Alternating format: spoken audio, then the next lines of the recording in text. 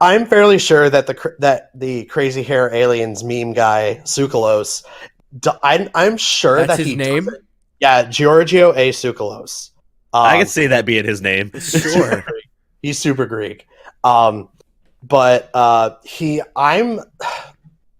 seen like his other talks and stuff outside of the show years ago, and it doesn't seem like he's as much into the theory as some of the people on the show are.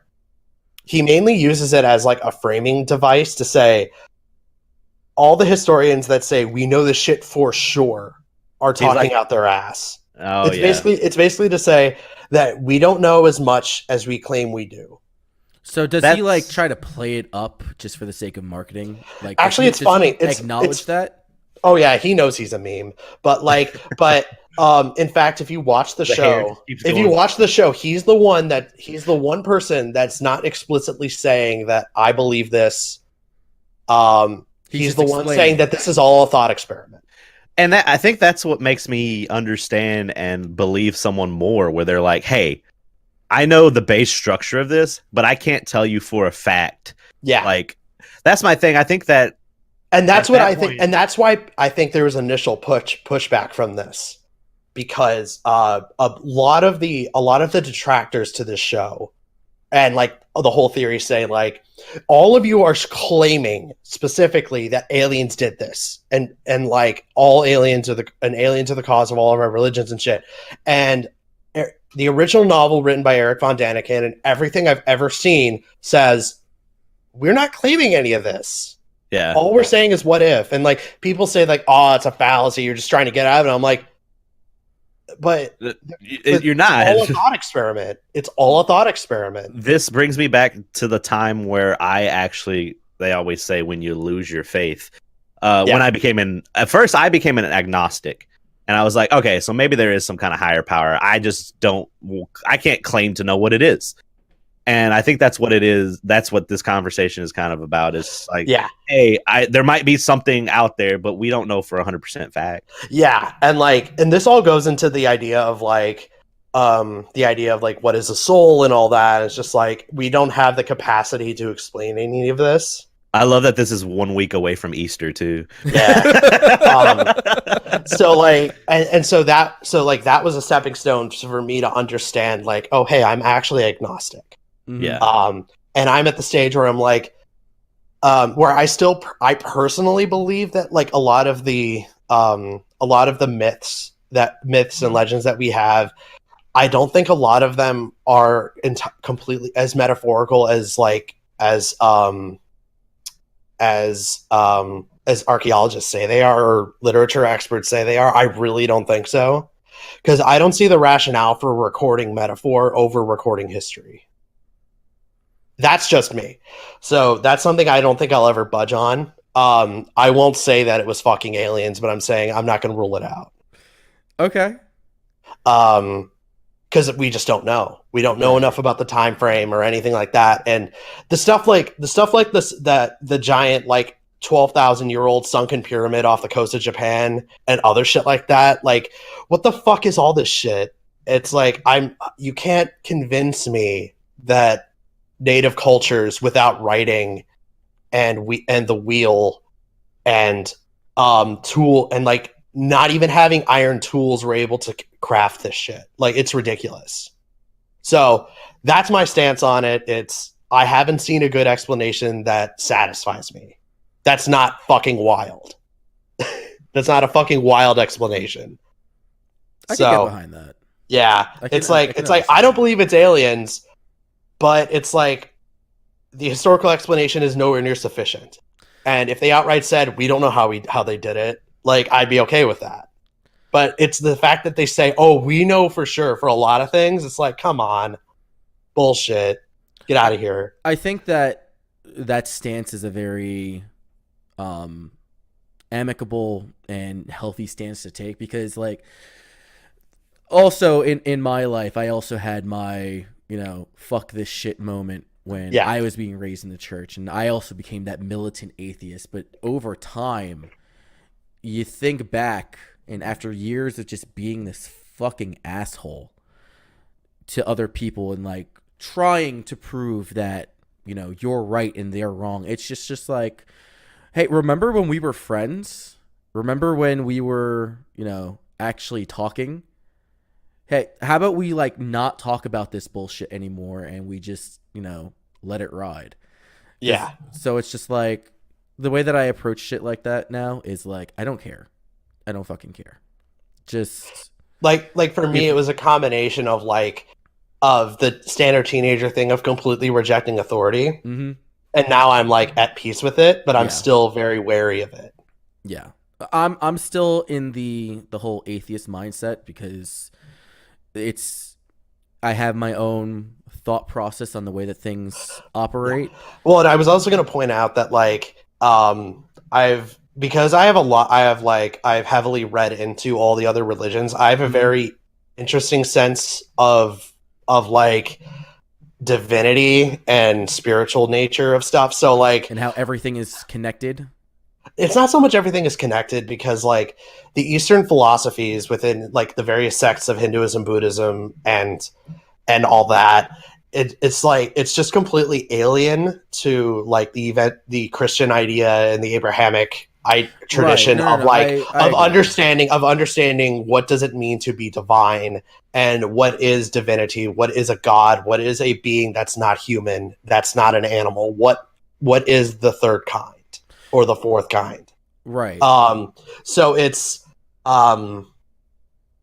so that's why I'm agnostic, because it's not so much that I don't believe in, it's not so much that I think that there's a possibility that there isn't a creator deity, like a sole creator deity in the Abrahamic tradition.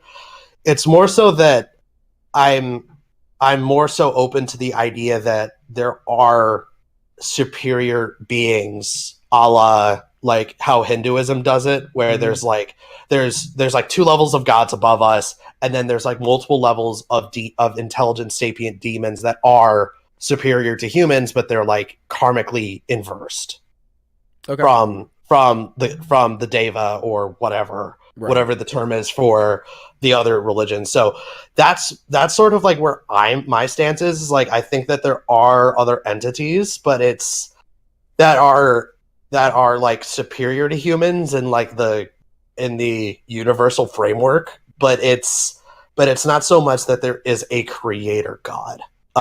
So that's where I'm at. It's there's not so much. Yeah. So it's I'm open to the idea that there is something spiritually beyond us, right? Beyond this material plane. What that is, I don't know. I personally don't think it's a single creator god, but there's probably something else.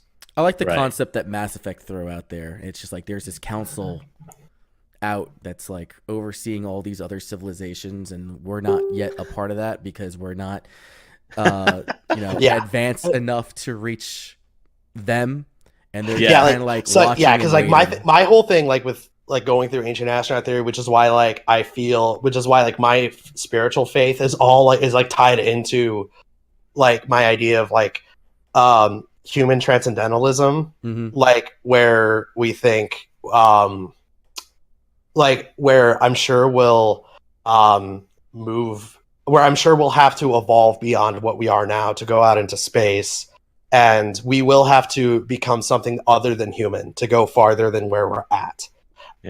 Which is a crux of a lot of sci-fi media, Warhammer 40K dabbles in it pretty extensively, and stuff like that. So that's where my spiritual belief is that there probably is a council of something beyond the atmosphere that we're unaware of, or be above our level of consciousness at this time. You have to go the Dan Akroyd route, where he on CNN has said I don't believe that aliens will contact us, especially after 9/11.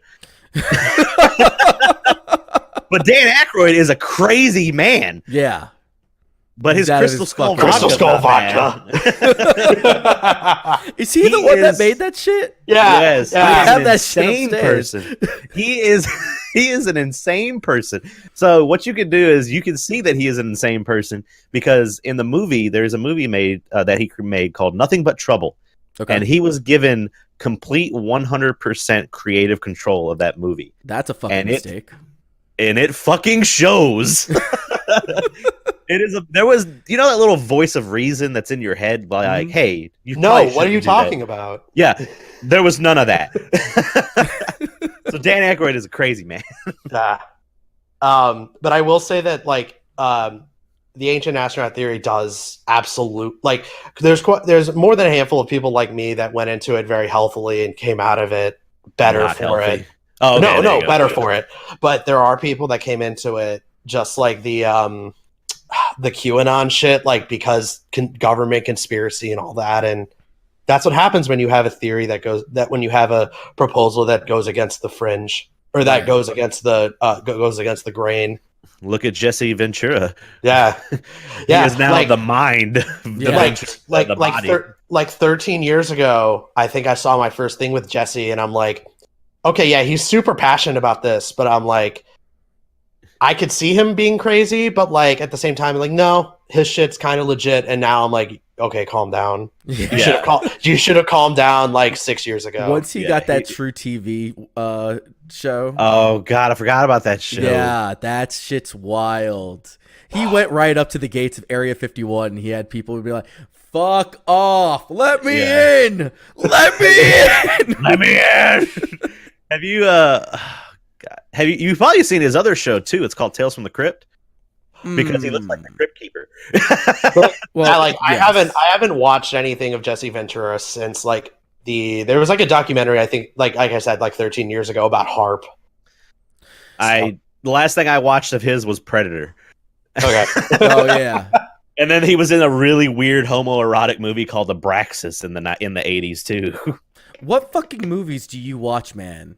I watch a lot of Red Letter Media, so they talk about a lot of other shit. Okay. I'm not familiar with Red Letter Media, but dude, it's fucking I don't know, man. It's crazy. Yeah. So, to sum up that, ancient astronaut theory leads to it caters to conspiracists, but it also caters to people that desire critical thought and want to oppose the orthodoxy for certain academic fields. Mm-hmm. Not unlike what some people were trying to say for the anti-vaxxing shit. It's like, no, all the vaccines are bad. It's but fuck Jenny McCarthy. First of all y'all are wrong. Second of all, the Earth isn't flat. Get out of here. You're not gonna fall off. That's what flat earthers need to do. They just need to keep walking, and they're like, we'll fall off eventually, and they'll just never fall off, and then we don't have to worry about them anymore because they die. Yeah. So, they just fall into the ocean. We'll get into that.